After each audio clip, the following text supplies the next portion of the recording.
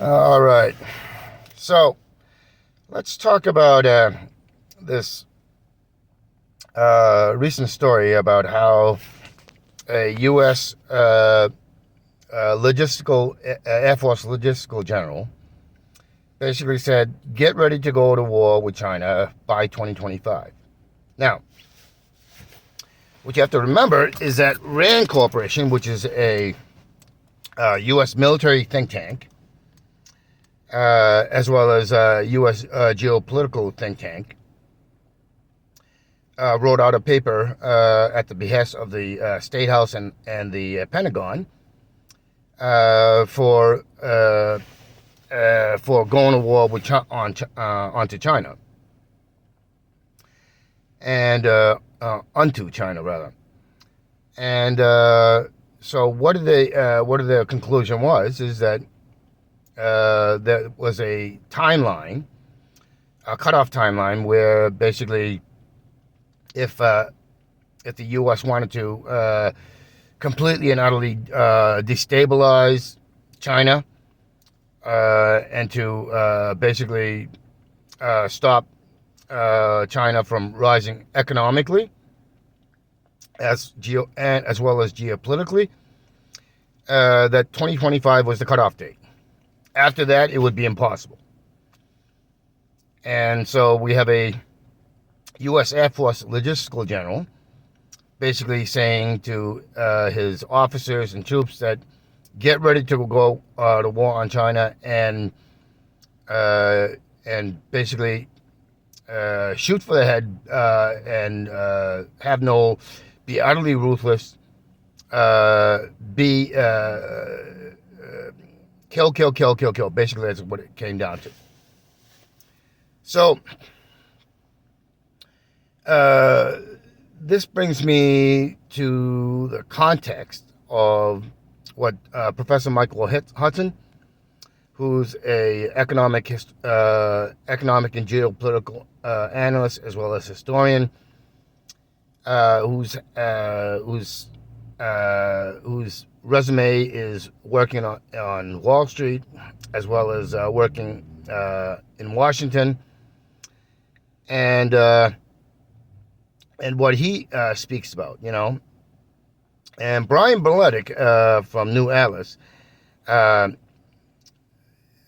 uses a term that I'm going to start using, is that basically the U.S. and the West have what essentially amounts to a scorched earth policy. Use military, use economics, use political, use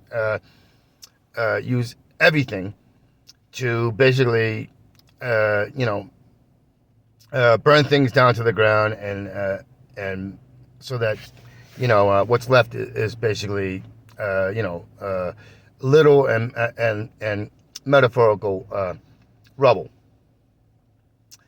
and that's what Professor Michael Hudson, as well as to some degree, crap, I can't think of his name, but he's also an economics professor from the University of UMass, as well as being a professor in New York. One of those that comes in, but doesn't actually. So crap, I can't think of his name, but he's got a channel called Democracy at Work. But there's also Mark Blythe of Brown University, and there's a few others who talk about this. And the thing is United States and Europe and basically the West are just like the mythological dark wolf pack that that everybody you hear them in like in all these stories how these wolf packs are so they're just they're just predators through and through, and they go after everything, and they're just evil. And that's what these people are. And they're not just those. They're not just these bot traitorous uh, uh, money and power grabbing parasites that are the politicians and those in the bureaucracy.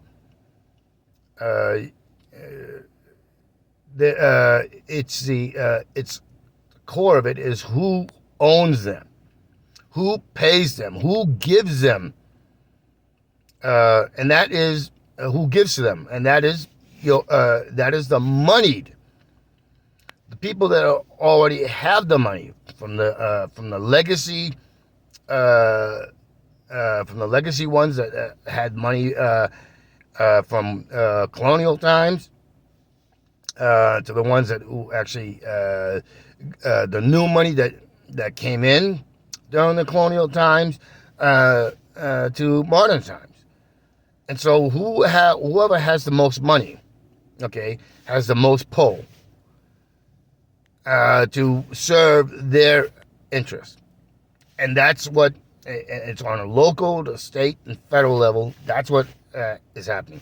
These people are, you can call them monopolists, but basically their mentality is that, we're feudal aristocracy without actually calling ourselves that. That's their mentality. We own, we dictate, we tell you what to do, what we want, and so on and so forth. That's the mentality. And these people are parasitical, predatory hyenas, pariahs, and they are psychopaths and sociopaths who are bent on getting what they want when they want it. So basically, it's mine. I want it. Give me. That's what they are. They are physically mature children who they've never grown up to have the balance of emotional or mental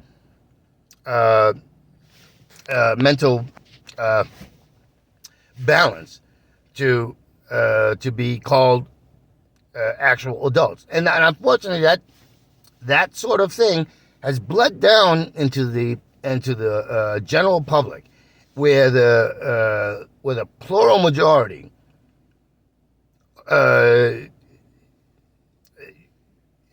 essentially just about every so-called citizen of the U.S. and West have. There is a vast minority who have more critical thinking, who are more adult, because we can see things clearly. We've taken our life experience, and we've taken all that, and we've developed a more balanced way of looking at things, because we have intellectual and emotional maturity, and that's the mark of an adult. Having kids doesn't make you a parent. Seeing to it that they get all the basic material needs is not being a parent. There's far more to that. It's giving your life experience that's in balance and teaching them to have a balanced outlook, to think critically, and to have have a whole being that makes you a parent. And unfortunately, that is not what takes place. So the U.S. The U.S. ruling class did a very clever thing of basically making the U.S. dollar the reserve currency in the world, and that allowed them to do debt spending, which is basically pumping, using more money and pumping out more money to that will put you into bigger and deeper debt. But because the U.S. dollar is a reserve currency that's been engineered to make sure that that the U.S. can spend whatever it wants, or at least the U.S. ruling class, not the U.S. people, on whatever they want, however they want. Which the only people that are actually in debt are the actual citizens, not the ruling classes, and they're subservient co-conspirators in the so-called government and the bureaucracy. So, they can spend what they want, and they can pillage and pilfer as they want, and then your economic and financial stability and security go down. This is why you have a growing, rapidly escalating homeless population. Why you have medical bankruptcies. Why these corporations can write their own private rules that to disadvantage you. You get a product like the smartphone, right? Something goes wrong, right? And in case of T-Mobile, it's like I got a phone from them. It didn't work properly, and then they tell me I can go pick it up in Parksburg because they sent a replacement one. And then you get there, and it's a T-Mobile store. It's sent there, but the store is demanding I pay, even though I've been told by the corporate, both the corporate store and the T-Mobile corporate, that I can just go pick it up. It's not gonna go. And it turns out they're trying to extort money out of me. And then when I get angry and irritated about it, right? What ends up happening? I can't get the phone. Second, that store calls the cops on me, right? And third, the corporation says I'm at fault. And I'm banned from that store, which is it's not a major issue, but I'm banned from that store, and I get a semi-threatening letter from T-Mobile, and And this is why the you know there should be the price should be going down, but that's not the case because the supply is there and the demand is there, right? Yet, and they're getting more and more, and they're getting more and more people, which is how they created. They created to be create monopolies, and it's only less than a handful of so-called telecommunication companies who have control. Just like how there's only like 5 corporations that control all of the media in the United States, and they own and they serve the other corporations, the other big corporations, through their advertisements, so on and so forth, but also through the dictated agenda that the corporations want, and that is to bleed people, to put them in debt, right? Because you need to communicate. You need the ability to communicate,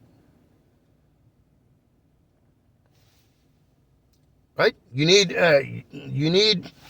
the source so you can get on the internet and look up information. So if they control all of that, right? They can control what you get to know, what you can access with ease.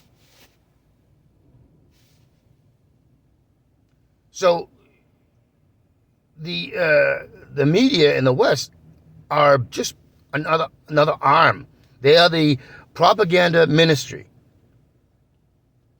These people are beyond sick, beyond evil.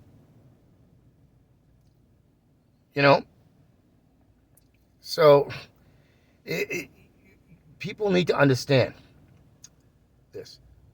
Your enemy, our enemy, are the corporations, the big powerful corporations, who use money, who use access to education, access to information, to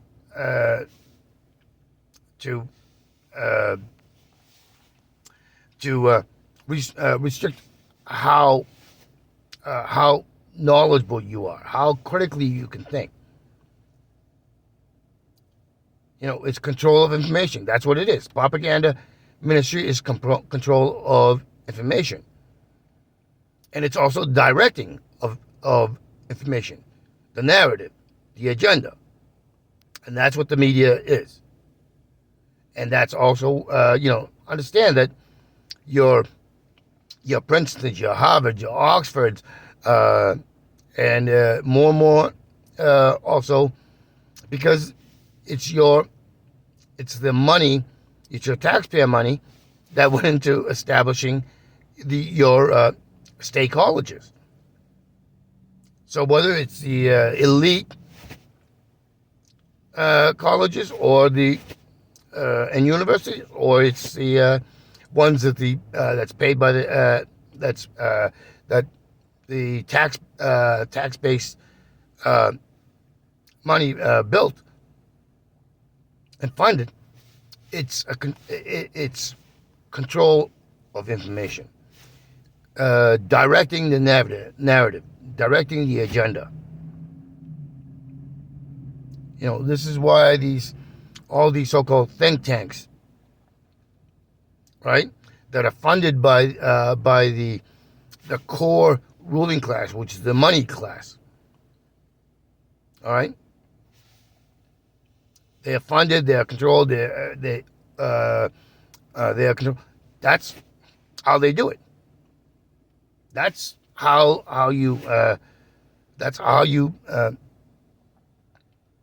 you drive and see the insanity, right? That and of course, when they do all this, they also are targeting, because they understand that when they do this, they can get you to be uh, they can get you to be complacent, meaning uninterested, right?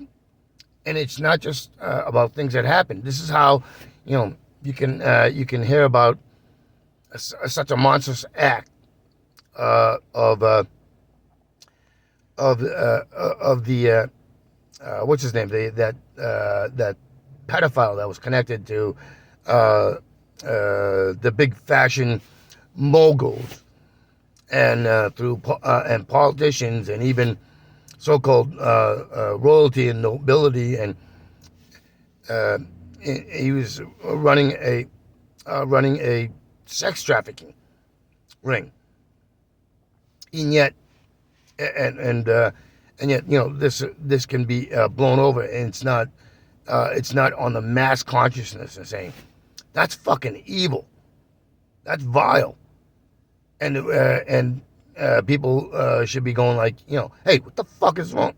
What the fuck was that so-called U.S. attorney doing, allowing this fucker to get away? Where was the law enforcement that should have taken this asshole down decades upon decades ago?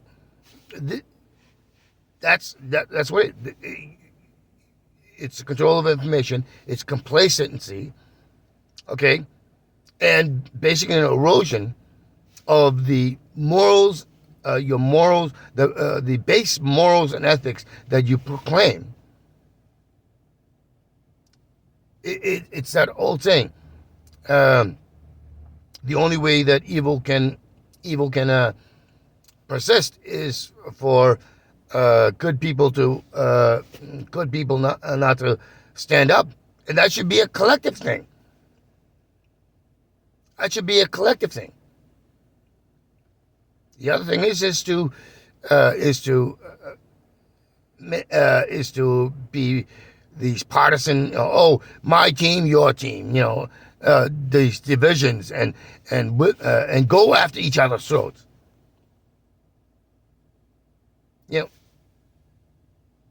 This is how the pie is made.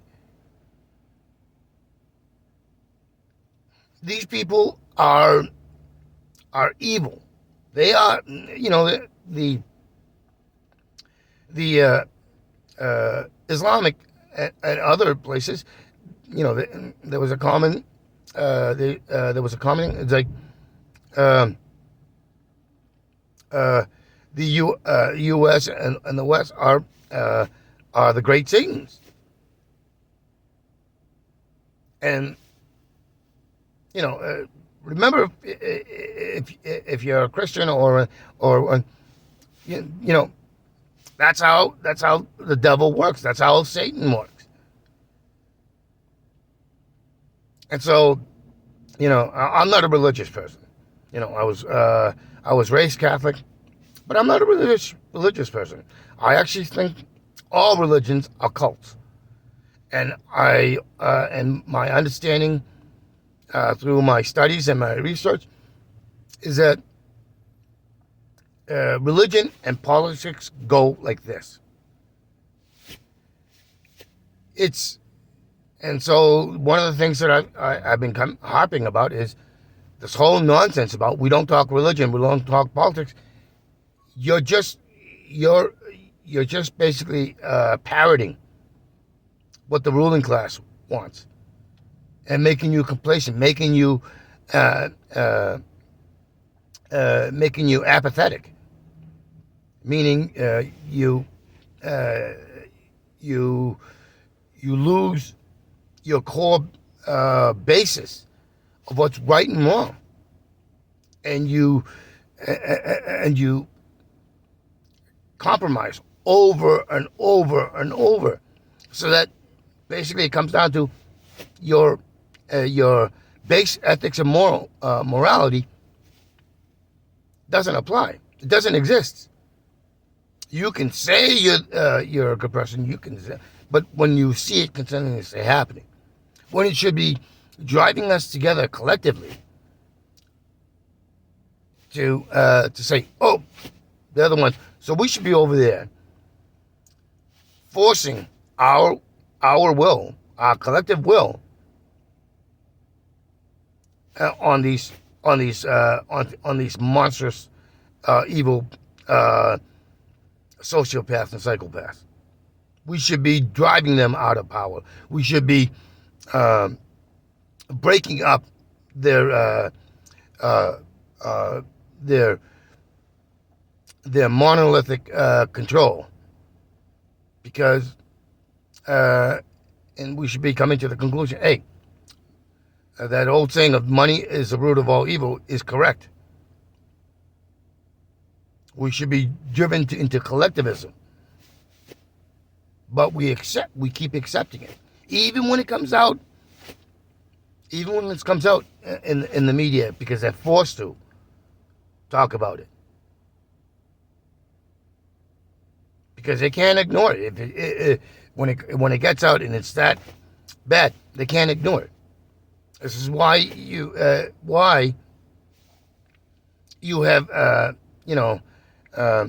the police, and it doesn't matter if they're black, Asian, white, Hispanic. It doesn't matter. They can go kill, beat someone to death. And when the media immediately covers, how quickly the police chief went after these people. But something else that came out is that there were white officers, which were largely unnamed, and it turns out they even fired those white officers, right? Who were on the scene. Now, why is that white officer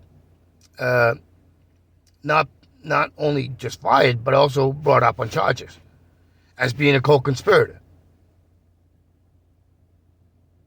Right? Why?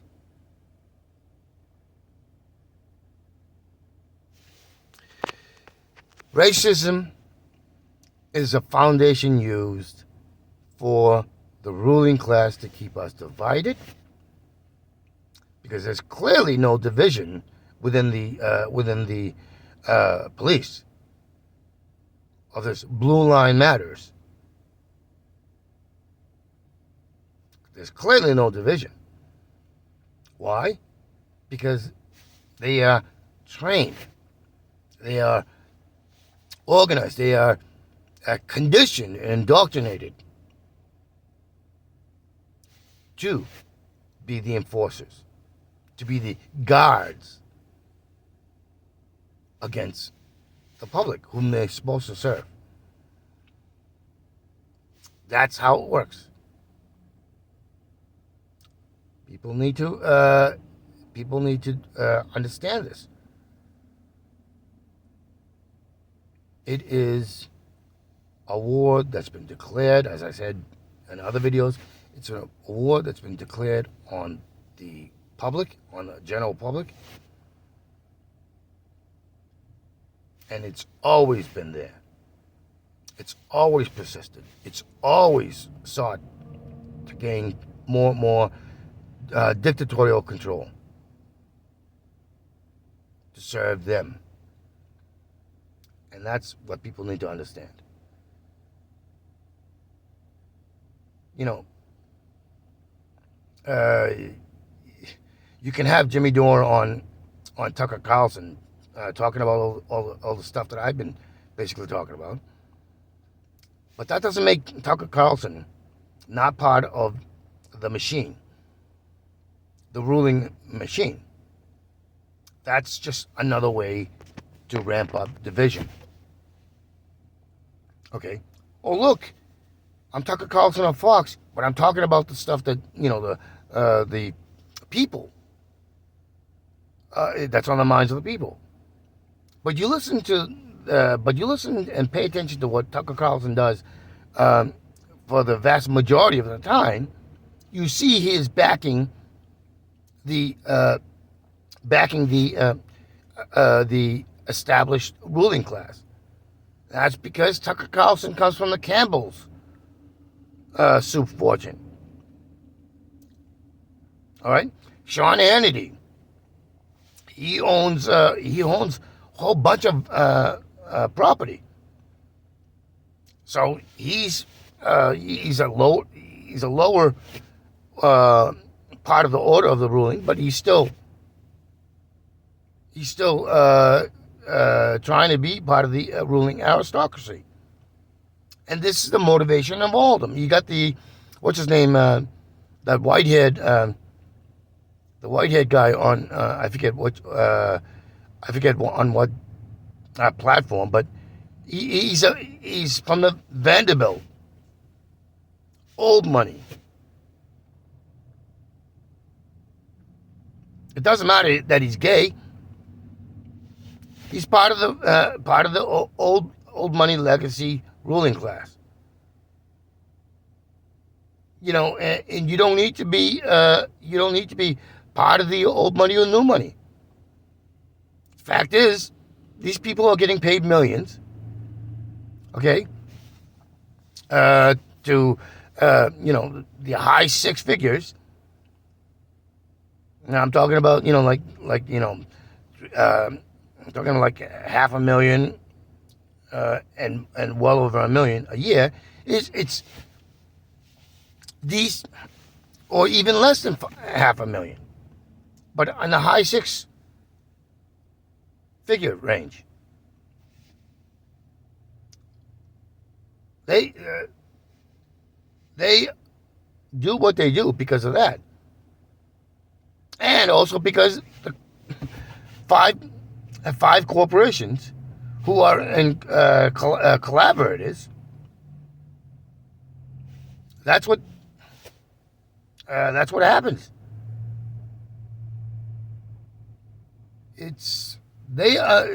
You can actually officially look at them as part of the ruling class government, because they are purposely doing what they do. Just as all these so-called professors and experts and so on and so forth that they parade through. You got some of them like they'll bring in like Jeffrey Sachs, or they'll bring in Michael Hudson, or the professor from UMass who has that channel, who is on the channel Democracy at Work. But they have to throw a controlled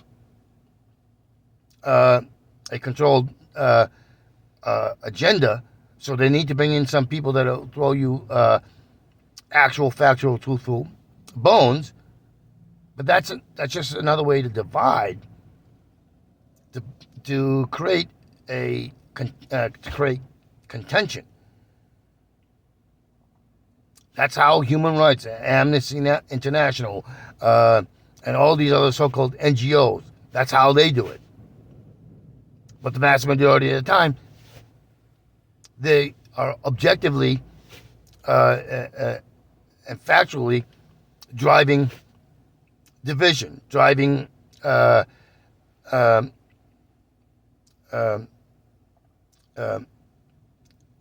sedition all over the place, and division, and basically slander.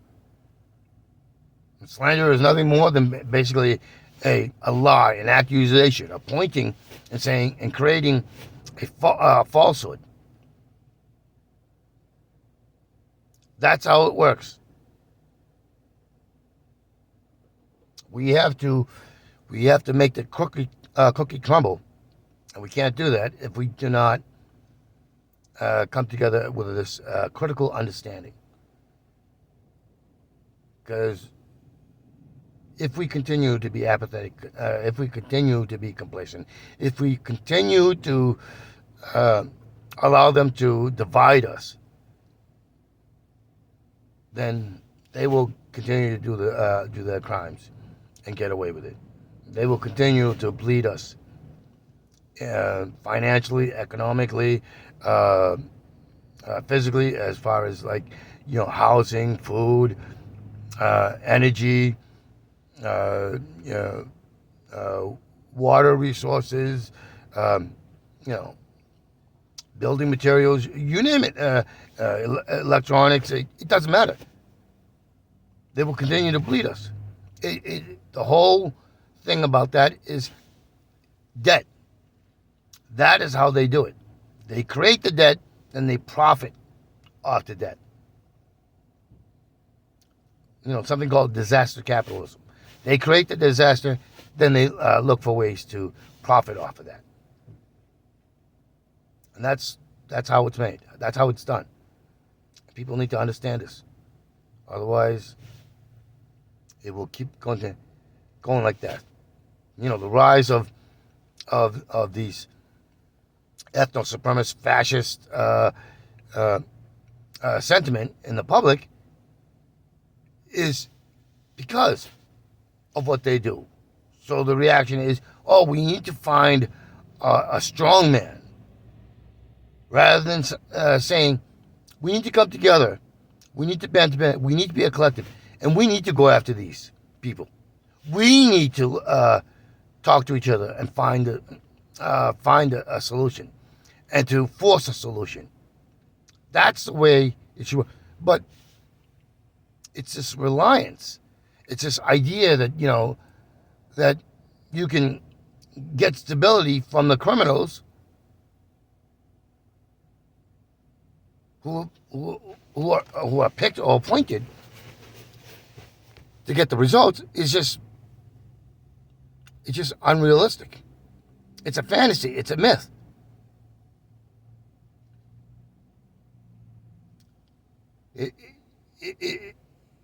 The only truism is there are strength in numbers. And collectivism is about strength in numbers. We overwhelmingly have the numbers, so we should be utilizing those numbers to get the results, to force the results, to force the change, to run these criminals out. This whole nonsense about nonviolent protest, the reason why it doesn't work is because they have the power, the leverage of violence. All these killings of people, and from decades upon decades upon decades to centuries, and not seeing accountability. I mean, real accountability. You know, when you have a law outlawing communism, right, in the United States, and that's an actual law, but you don't have a law saying, oh, the KKK, you cannot have a KKK or white supremacy. That should tell you something. And white supremacy is ethno-nationalism. It has less to do with color. It has more to do with ethnicity. Where you grew up, where your ancestors came from. And ethno-supremacy can happen everywhere. And how do you create that ethno-supremacy? You do it through the education, restriction of information, destroying critical thought, building up complacency, apathy, and division, creating a consistent fear amongst what should be a collective. We should be a monolith, a collective monolith. But we don't. Well, we don't, because ignorance has been baked in. Forced ignorance has been baked in. That's how it works. Ignorance builds into the character complacency, apathy, and all that other stuff. All right, so think about it, and really do your studies, do your research, invest in that, because that is your greatest weapon, your greatest defense, and that is the best way to articulate. and build up a clique. That's it.